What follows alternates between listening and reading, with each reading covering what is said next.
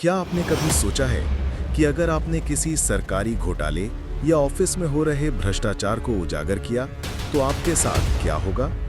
क्या आपको इनाम मिलेगा या आपकी जिंदगी ही खतरे में पड़ जाएगी? भारत में सच बोलना अक्सर जानलेवा साबित होता है। यहाँ ऐसे कई मामले हैं जहाँ सिर्फ सच बोलने पर लोगों को मौत की नींद सुला दिया गया।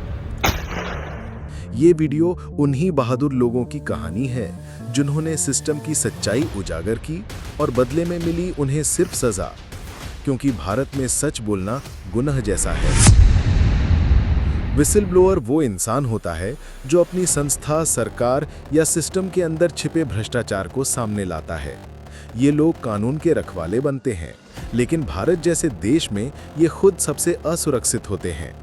इनका नाम उजागर होते ही इन्हें धमकियां मिलती हैं, नौकरी जाती है और कई बार जान तक ले ली जाती है। सरकार कहती है कि उनके पास सुरक्षा है, लेकिन ज़मीनी हकीकत इससे बिल्कुल अलग है। एक विसल ब्लोअर को न सिर्फ सिस्टम से लड़ना पड़ता है, बल्कि उसे अपनी जिंदगी का हर पल डर में जीना पड़ता है। सत्येंद्र दुबे एक होनहार आईआईटी इंजीनियर थे। उन्होंने NHAI यानी राष्ट्रीय राजमार्ग प्राधिकरण में हो रहे भ्रष्टाचार की जानकारी प्रधानमंत्री कार्यालय को दी। चिट्ठी में साफ लिखा, मेरा नाम गुप्त रखा जाए, लेकिन कुछ ही दिनों बाद उनका नाम मीडिया में लीक हो गया और फिर उन्हें गोली मार दी गई। उनकी मौत आज तक एक रहस्य बनी हुई है। क्या ये सिस्टम की गलती थी या सोची समझी साजिश? सत्येंद्र का गुनाह सिर्फ इतना था, उन्होंने ईमानदारी से काम किया और गलत के खिलाफ खड़े हुए। भारत में शायद यही सबसे बड़ा अपराध है। 2014 में भारत सरकार ने विसल ब्लोअर्स प्रोटेक्शन एक्ट पास किया था, लेकिन क्या वो लागू हुआ? नहीं। इस कानून में इतने लूपहोल्स हैं कि ये असल जिंदगी में किसी की मदद नहीं करता। सरकारें दावा करती हैं कि विसल ब्लोअर्स को सुरक्षा दी जाएगी, लेकिन ज़्यादातर मामलों में उन्हें या तो नौकरी से निकाल दिया जाता है या धमकियां मिलती हैं और कई बार उनकी हत्या तक हो जाती है। कानून सिर्फ कागज़ों पर है, ज़मीन पर नहीं।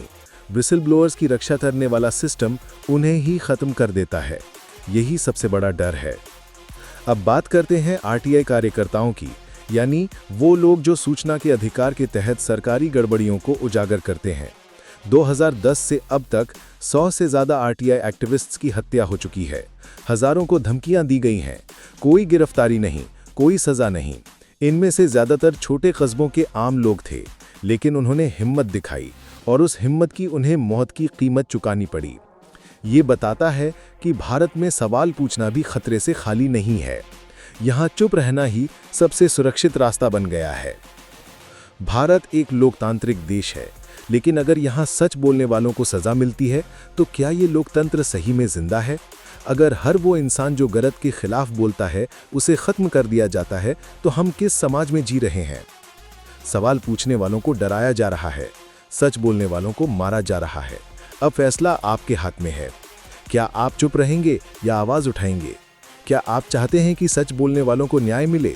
तो इस वीडियो को शेयर कीजिए और अपनी आवाज़ जोड़िए।